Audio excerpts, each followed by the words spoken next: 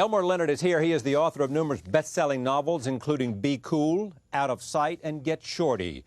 Known for his dead-on dialogue and razor-sharp wit, Leonard has been praised by the New York Times as the greatest crime writer of our time. His new book is called When the Women Come Out to Dance. It is his first collection of short stories and the first time that one of his works has been adapted for the stage.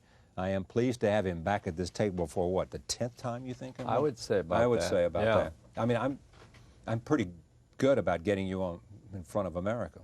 You've been a pal. Pal is what I would say too. Yeah. Now, why did you decide to do this collection of short stories? Well, they were available, and I thought, well, I'll do a few more, and it'll become a book size, and that'll be part of the contract then with HarperCollins. And there are several stories in there that I didn't think had gotten enough attention up till now, and this would be a good opportunity. There are some people who say that you've created your most compelling female characters here. Well, I think, you see, one of the short stories was, for example, Karen Makes Out, was a test. I tested Karen in that situation to see if she would work in a book. This is Karen Cisco of Out of Sight. Of Out of Sight. Charlie Hoke becomes a character in Tishomingo Blues. Right. And I find out if they can talk or not. Give them an audition. It's like an audition.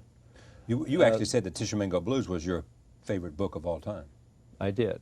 And you still believe that? Well, it's up there with Freaky Deaky. Freaky Deaky. That's one of my faves. So, I think my women in the last few books, well, I'd say in the last dozen books, have been very strong characters, and I have been leaning more toward making the women more important, and they turn out to be more intelligent than the men, and even funnier, more interesting, and so therefore that their roles become more important. A lot of people say that great writers never let their technique show. Does your technique show? Well, I say that my style is the absence of style, and yet it is obvious, because people say they can tell by reading a passage that I wrote it. I mean, when they read one of my books, they know it's my book and not someone else's book. Is that good? Sure. I think it's good. Yeah, because it has a certain style, a certain zing. Because it has a certain sound, whether it's a zing or... I think of style as sound, and this comes out of attitude. It's my attitude toward the characters in letting the characters tell the story, letting the characters, each scene is seen from a character's point of view. Your friend, Martin Amis, says that you pushed the novel, the narrative in your novels, and that it is characters rather than the language that drives the narrative. Well, it's the language of the character. It's the language that makes the character. And this is something I learned back in 1954 in the prologue of Steinbeck's Sweet Thursday. And in the prologue, a character from Cannery Row says, "Yeah, I like that book, okay, but I didn't like the way the author is always describing what people look like. I don't want to know what people look like. I don't want him telling me what they look like. I want to learn from the way they talk and what they do, what they look like." And I've never forgotten that, because I would certainly rather do it that way than have to try and describe characters, because I think more often than not, characters are described far too much in detail in novels. That the little physical characteristics that you don't remember. Well, unless somebody has such, you can be. I would disagree on this point. You can be so brilliant at the way you do that. I mean, it can be your long suit. Exactly. And you can. Yes. Somebody like that can set a scene, and they have such a capacity to recreate a scene. They see everything, that it makes it more vibrant. Well, that's true. I've said, for example, one of my rules is never open a book with the weather. Well, but there are certain writers who can describe all the weather they want. you know, because they're good at it. Yeah. They can do weather reports. You're talking about this to every since you brought this up, I'm going to pick at some of these other things.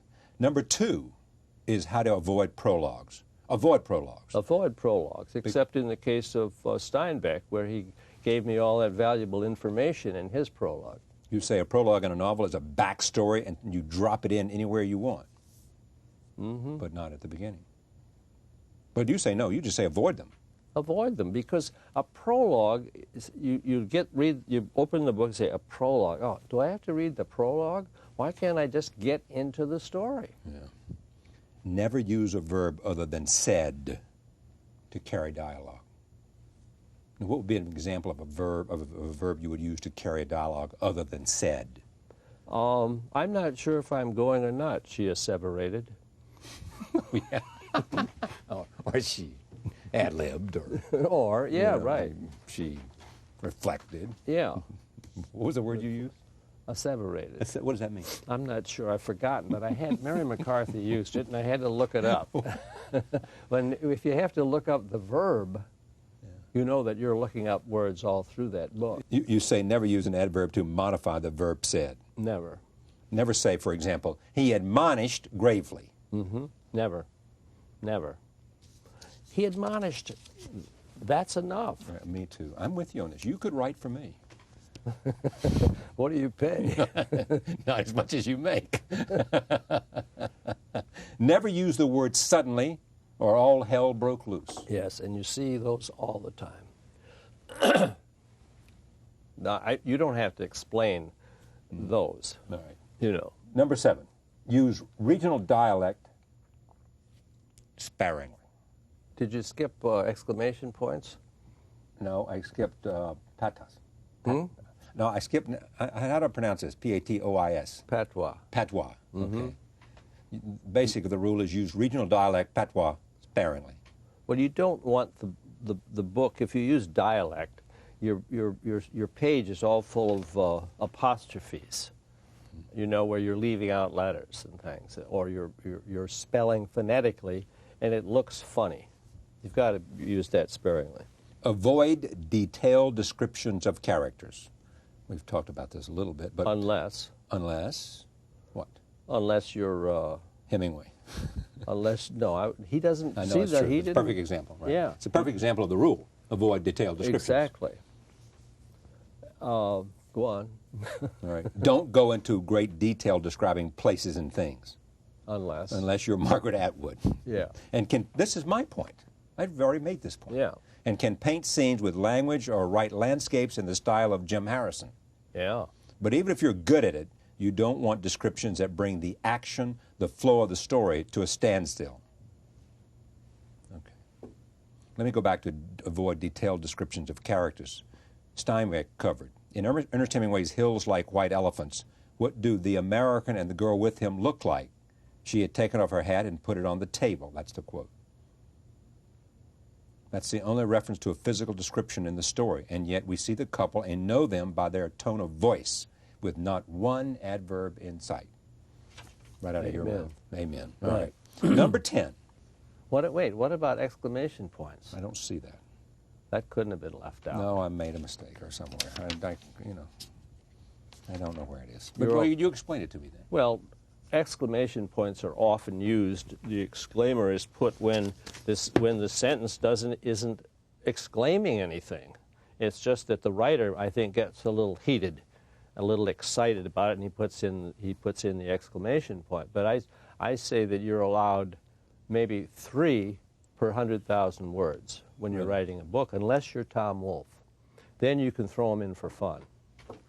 Why, unless you're Tom Wolfe? Because Tom Wolfe knows how to use them for fun. For fun, right, okay. Yeah. Try to leave out the part that readers tend to skip. Yes. If you know that the reader's going to skip it, don't put it in. Exactly. And I came across that one in a crossword puzzle in USA Today. And it said, begin Elmore Leonard quote here. And I thought, well, what? What could it be? Until I got I try. And then I knew what it was, of course. That's my oldest rule. Try to leave out the parts that readers tend to skip. There's one more. and you say this is my most important rule, and it sums up all of the 10. What is it?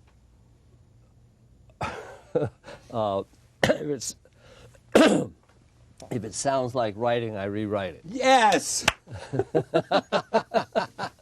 Yeah.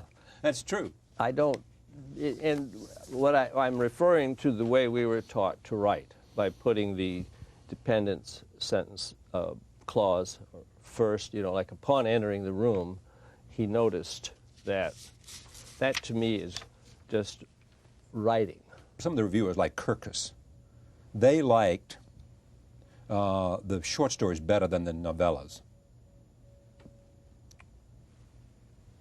Do you? You mean in general? All No, here. Oh, in here. Yeah. Oh. Because the 2 of these are longer than the rest. Right. Yeah. Well, that's okay.